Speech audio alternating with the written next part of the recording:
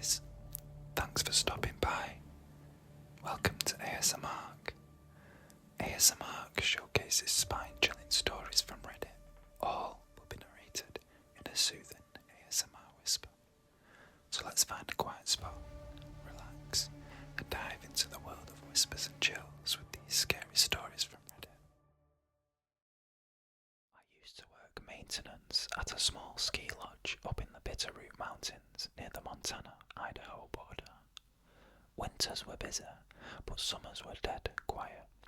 No tourists, no noise, just me, the mountains, and long days spent checking cables and patching roofs. Honestly, I liked it that way. There was a ridge just past the North Lift, Foster Ridge, locals called it. Old hiking trails up there, but they'd been closed off years ago after a landslide. It wasn't on any of our maintenance maps, no reason to go near it. Until one evening, late in July.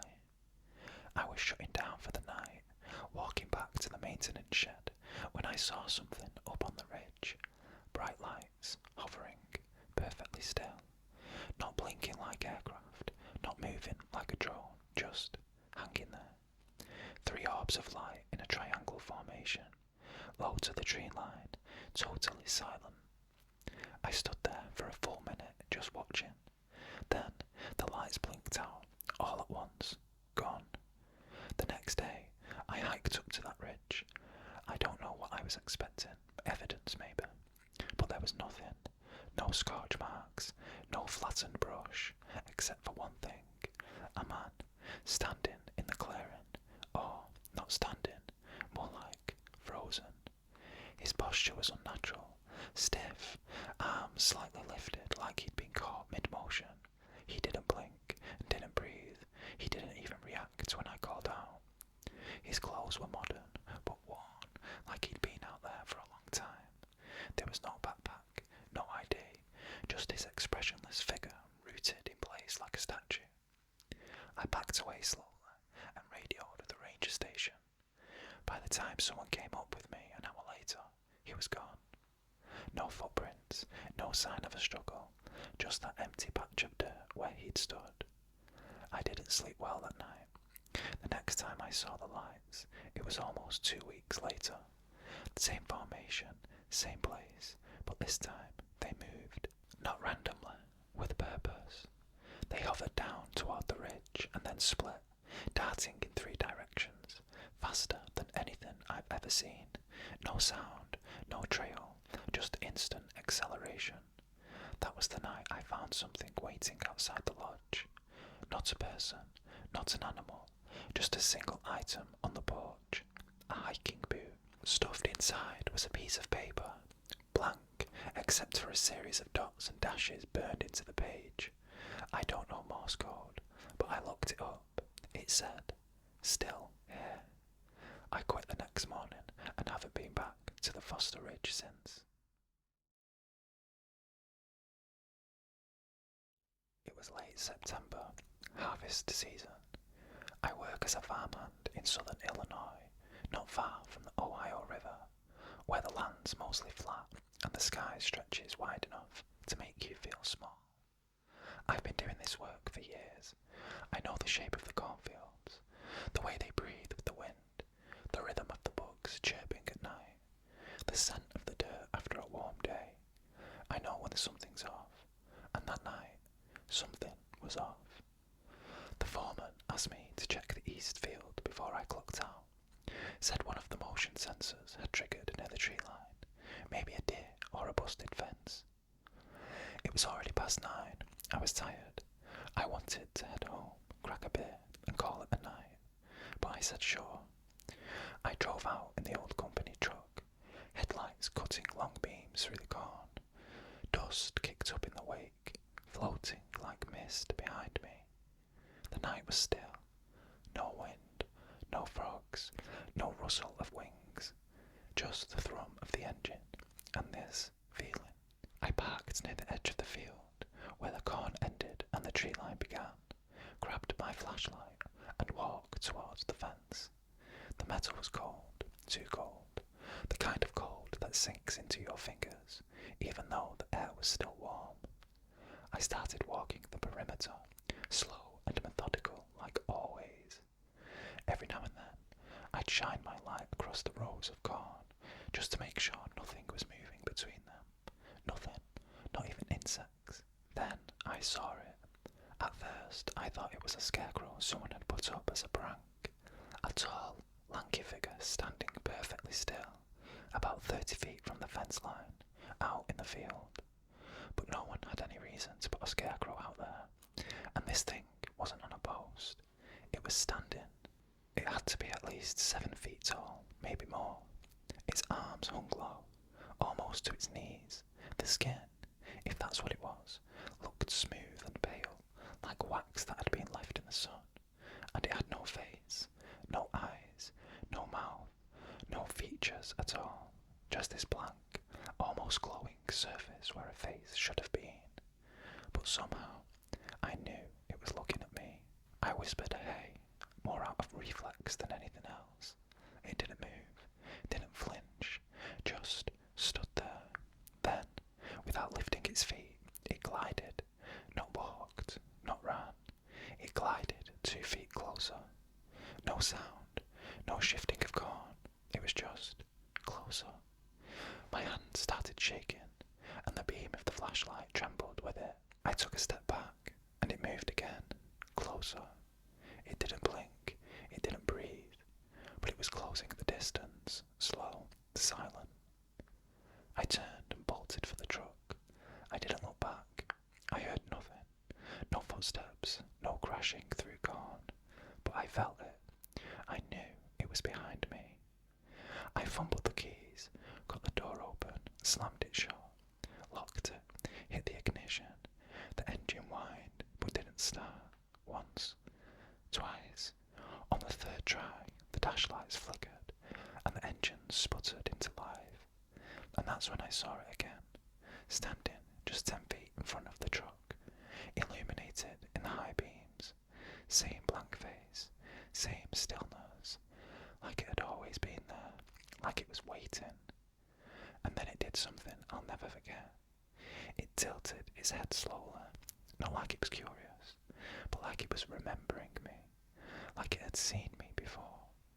And then it vanished, not turned, not ran, just gone, like someone flipped a switch and erased it. The field was empty again, just gone, just dark. I drove back faster than I should have. I didn't even call it in, didn't tell the foreman anything the next morning. I just said the fence looked fine. But I haven't been back to the Eastfield since, and I don't work nights anymore, because something is out there. I've always been a night owl, not because I like the dark, because I can't sleep in it. Ever since I moved into this place, the nights have felt different, like the air was heavier somehow, still, too still.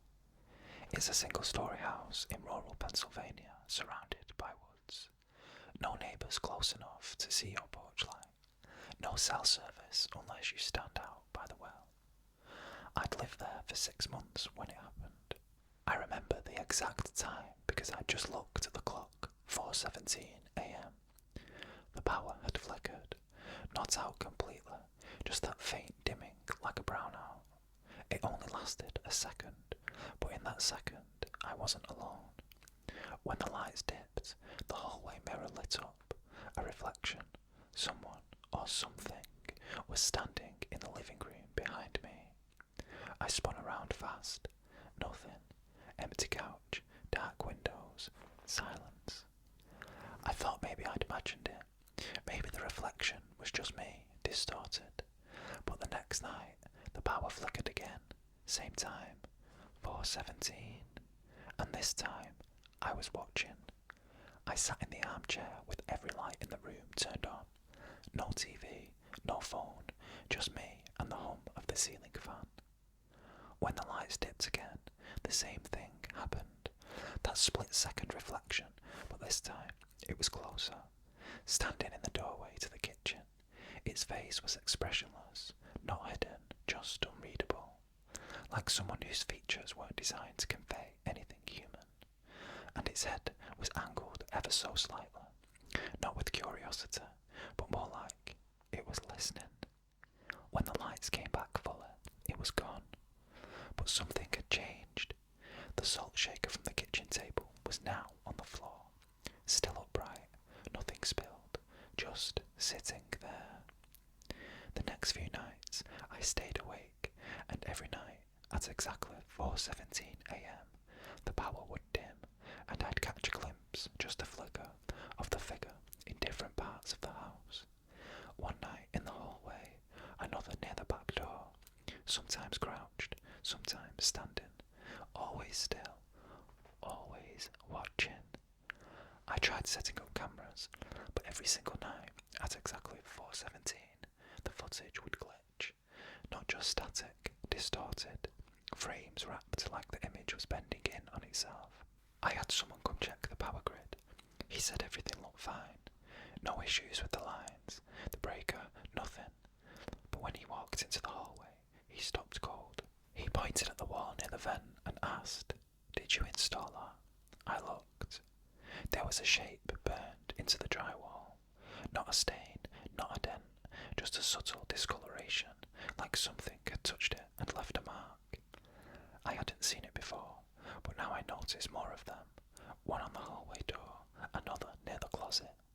All the places the reflection had stood. Last night, I didn't stay up. I tried to sleep, hoping maybe if I didn't look, it wouldn't show. But at exactly 4:17, I woke up.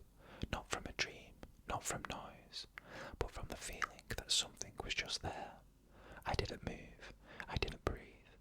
I just stared at the far corner of the bedroom, and for the briefest moment, as the power dimmed and the ceiling fan slowed, I saw it. Not in a reflection, not in a mirror, but right there, in the corner, waiting.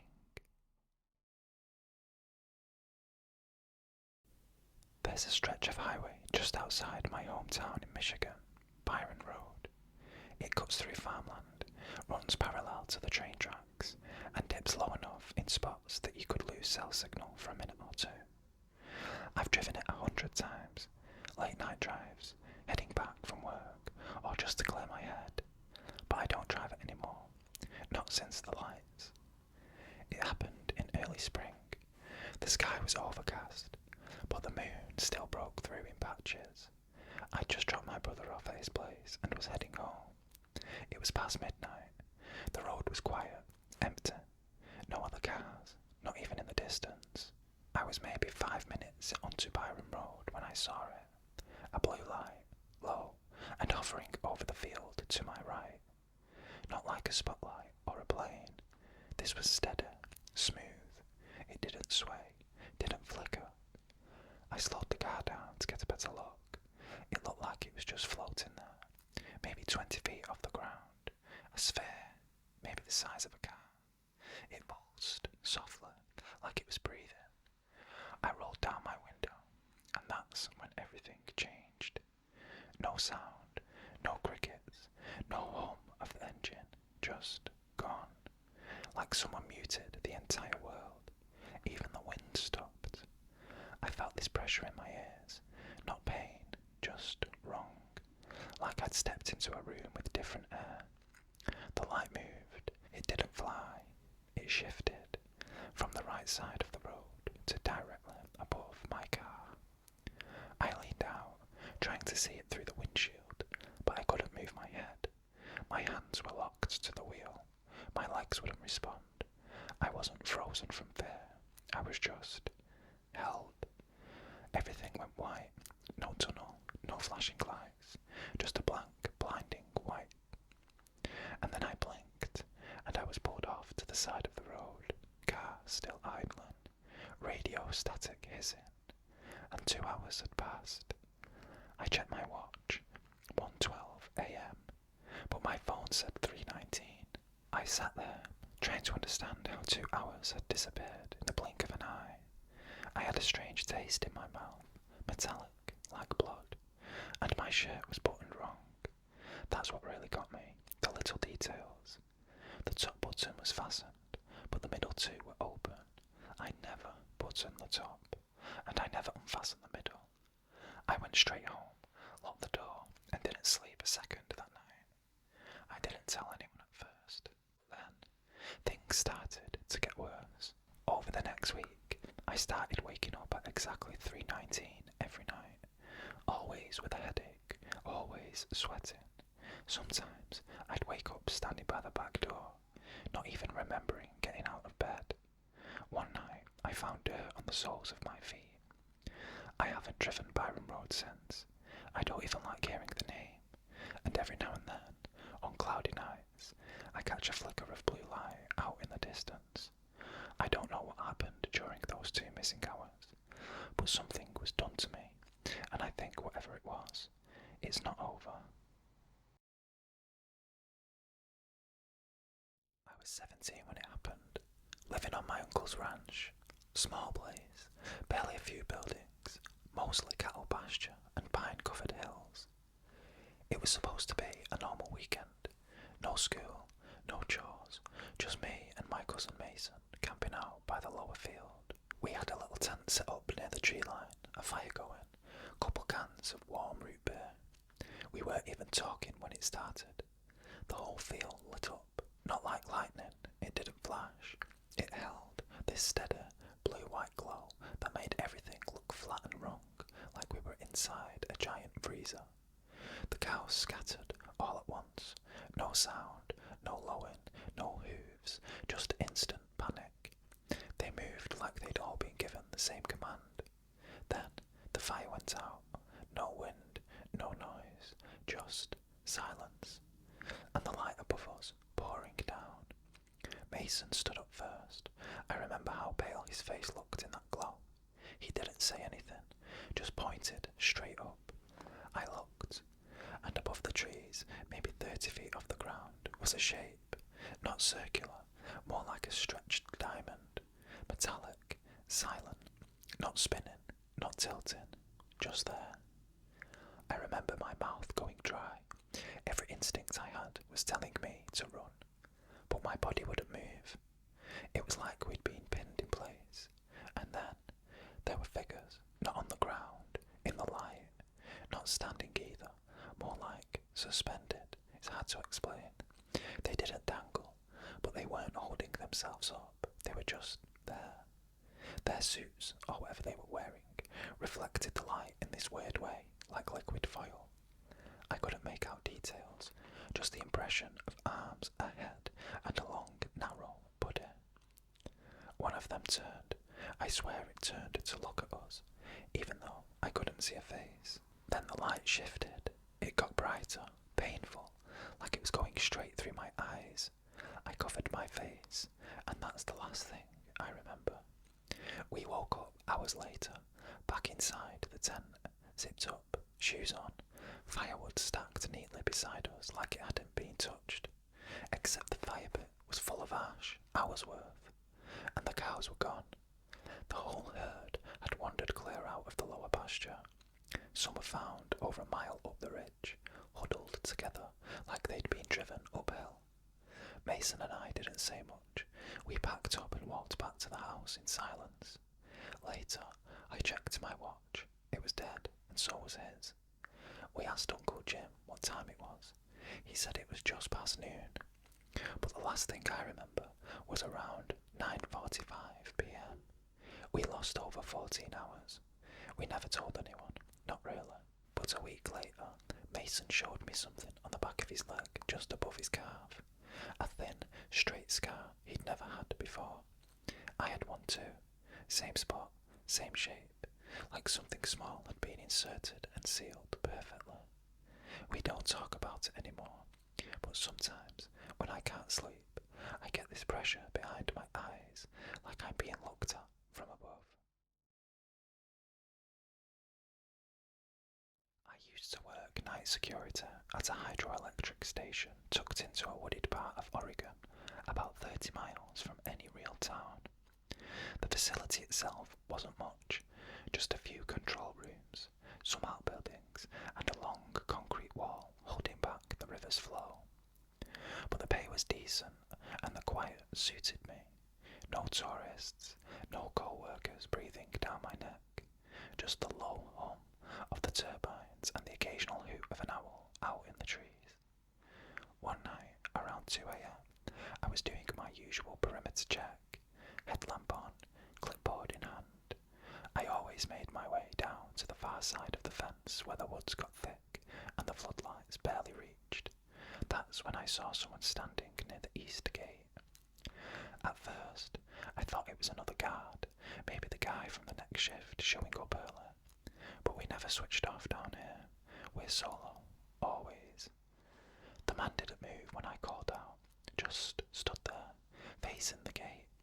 He was tall, taller than me by a good few inches, and wearing a dark blue uniform, same colour as mine, but it didn't quite fit right. His sleeves stopped too far up the arms, like they weren't made for him, and the fabric seemed off, too stiff, almost plastic looking. I stepped closer and asked if he needed help. He didn't answer, didn't even blink, just turned slowly and looked at me. His face looked human, sort of, but the proportions were subtly wrong. Eyes too far apart, jaw too narrow, the skin too smooth and pale, like a mannequin left out in the sun. No wrinkles, no pores. I felt this wave of cold wash over me. Not fair, not yet. Just this deep, instinctive discomfort. Like my body knew before my mind did. This wasn't a man. He opened his mouth, like he was about to speak, but no words came out. Instead, there was this low static, like a badly tuned radio, buzzing faintly in the back of my skull. I backed up a step, and he mimicked me, perfectly. Same motion, same pace, like he was copying every movement in real time. I tried the gatekeeper to get back inside, but it didn't respond. Dead, no lights. I radioed the main building, dead too. No signal, just static. Then, the lights behind me cut out, all at once. The entire compound went black, and in the dark, I heard footsteps. But not normal footsteps. They didn't match the gravel. They were lighter, too rhythmic, like someone walking in slow motion. I turned on my headlamp, nothing in the beam. But then, I turned back toward the gate.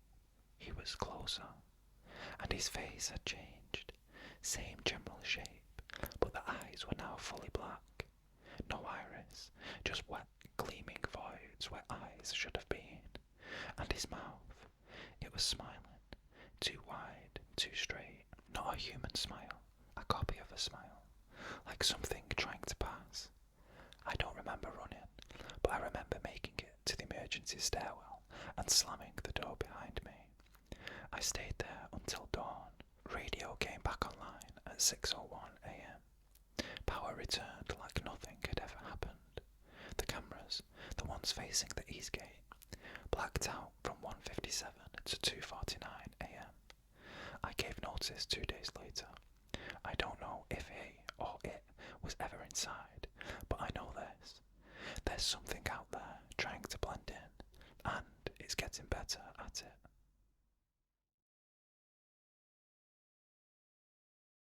I used to work contract security for a geological survey group. Not the government exactly, private firm, but most of the funding was federal. The job was simple.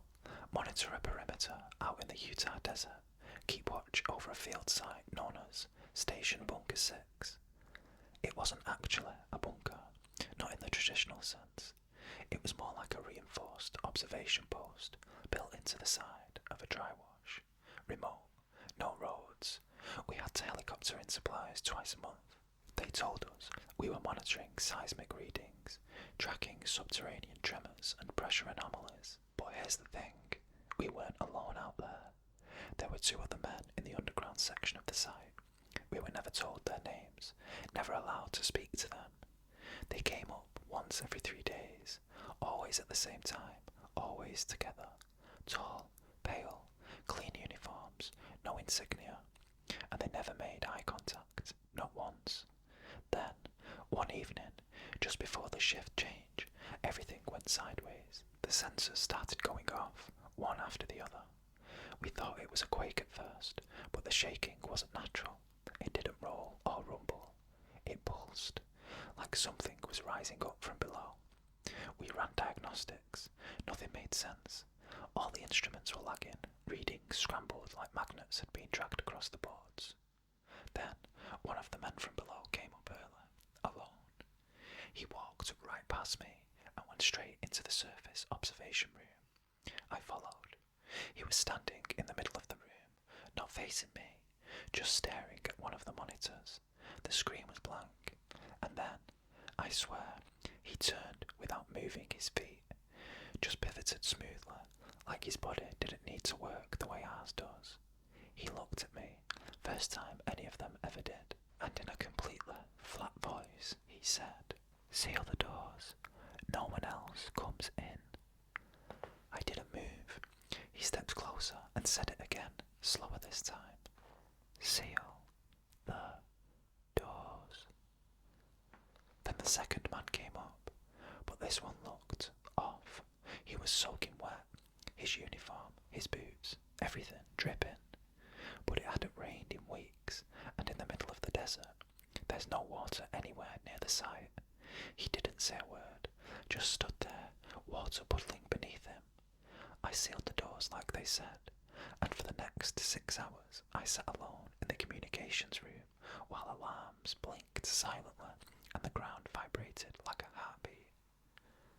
At around 4 a.m, the power returned, just like that. The readings were gone, flatlined. When I checked the bunker, it was empty. No sign of either man, no footprints, no water trail. Their personal gear was still there, but the elevator shaft that led below had been locked from the inside. I never saw them again. A week later, I was reassigned. No explanation, no contact. They flew me out on a private chopper and said nothing the entire ride. I still think about the look that man gave me. Not threatening, not human, just watchful, like he already knew what I was going to do and approved. It was just an ordinary night when it happened. At least, that's how I tried to tell myself. I was driving back from a work trip, the usual late-night highway trek through the desert. A lonely stretch of Route 66 in New Mexico. Just me, the road, and the dim glow of the dashboard. I had just crossed into the outskirts of a small town called McKinley when I noticed something strange in my rearview mirror. A shadow, a shape, moving just a little too erratically to be another car, yet it was too far behind to make sense of it. I couldn't see the headlights, no reflection in the mirror, but I felt it, like someone was watching me. For the next 10 miles, that shape stayed behind me. No matter how fast I went, it stayed the same distance back. No headlights ever appeared, no sign of a vehicle, just an oppressive presence hanging in the darkness. By the time I reached the McKinley exit, I decided to pull off. The town was quiet, too quiet actually. Not a single light on, not a soul in sight. I thought maybe it was some old ghost town that had been forgotten, so I parked on the side of the road and got out of the car. I felt ridiculous. There wasn't anything out there, right? I was just tired. But that feeling, being watched, it didn't go away. I stepped back into the car, and that's when I saw it. At first, it was subtle, a flicker. Something moved in the reflection of my side mirror. I turned to look, but there was nothing there. But when I glanced back in the mirror, it was clear. A figure was standing just behind me, and though I couldn't make out its features, I could feel it staring at me, not with eyes, but with something other. I couldn't breathe, my chest tightened, my hands shook as I fumbled for the keys to start the engine. I threw it into reverse without thinking, backing up fast, but when I turned to look, it was gone. I blinked, looked again, still nothing, no figure, no movement, just the empty road stretching out behind me. But then, I saw it, in the reflection of the rearview mirror. It was standing just off to the side of my car, just out of view of my peripheral vision. I couldn't make out its face, there was no face, only a dark black silhouette, taller than a man, with the faintest outline of its body. It didn't move, it didn't breathe, it just watched. I panicked. I slammed my foot on the gas pedal and didn't stop until I was back on the highway, speeding through the dark. All I could hear was the sound of the tyres against the road and the rush of my own breath. I didn't dare look in the mirror again. The whole way home, the strange sensation of being watched never left me. I checked the rear view every few miles, half expecting to see it again. The figure, the shadow. But it never happened. I thought maybe I was imagining it. Maybe I was just too tired. But the next morning, when I woke up, I found something that shouldn't have been there. A mark on the back of my car. A single, thin, circular indentation in the paint. It was perfectly round. No scratch, no dent, just a smooth depression. And the more I looked at it, the more I realised it wasn't a mark. It was a symbol. A shape I'd never seen before. It was as if something or someone had touched it. I've never been able to shake the feeling. Every time I drive at night, I check the rearview mirror, and every now and then I see something in it, a flicker, a shape, but I'm never sure if it's real. I drive a fuel tanker for a living, usually just regional deliveries. It's a lot of long nights, a lot of empty highways. I've seen some weird things out on the road, but nothing like what happened just outside Harrisburg 2 years ago. It was late, around 2 in the morning. I'd pulled off Route 15 to fuel up at this little 24-hour station just before entering the stretch through the mountains. No cars in the lot, no other trucks, just a lone cashier inside, half asleep behind the counter. As I filled up the tank, I noticed the lights inside the station flicker just once. Then, the streetlight above me blinked out completely. I looked around, expecting to see a power outage or something, but the rest of the highway was still lit. That's when I saw them, at the edge of the woods, maybe 30 yards away, 3 figures, thin, motionless. They weren't walking, they weren't swaying in the wind, they were just standing. I tried to focus my eyes, but the security lights behind the station kept creating weird shadows. I thought maybe it was just my imagination, or maybe someone screwing around. So, I finished fueling up, got back in the cab, and pulled around to the side of the station to check my route. The moment I stopped the engine, I felt it. A humming, not sound exactly, but a vibration, low and steady, like standing near a high voltage line. And then everything just stopped. No sound, no hum of the truck, no buzzing from the station lights. Even the digital clock on the dash froze, 2:41 a.m. That's when something tapped on the passenger side window. Not knocked, tapped. Deliberate, rhythmic. I turned and saw a face through the glass. It was pale, colourless, not grey like people always say, more like washed out, like all the pigment had been drained. Its eyes were large, dark, not huge, but too wide for the shape of the head. No visible ears, just smooth skin that ran up into a slightly domed skull. It didn't open its mouth, didn't blink, just stared at me, and then there was nothing. I came to, if that's the right word, parked at a rest stop 15 miles north. No memory of driving there, no idea how long I'd been out. The clock on the dash now read 4:58 a.m. But my GPS showed something strange. The route history was scrambled, like the truck had been moving in short, erratic jumps between locations. The log was full of tiny stops that didn't make sense. 3 minutes here, 5 minutes there, none of them along the highway. I checked my arms. There was a small red mark just above my elbow, perfectly round. It didn't hurt, didn't itch, it was just there. When I called dispatch, they said I'd been radio silent for over 2 hours. I didn't tell them what I saw. What would I say? A few weeks later, I stopped at that same gas station again. I asked the cashier if they'd ever had problems with the lights going out. He looked at me for a second, then said, "You you see the guys in the woods?" I didn't answer. He nodded and said, "They only show up when it's real quiet. I haven't taken Route 15 since." Well, that concludes today's Scary Reddit stories. Thank you for listening. If you enjoyed this creepy journey, don't forget to like and subscribe.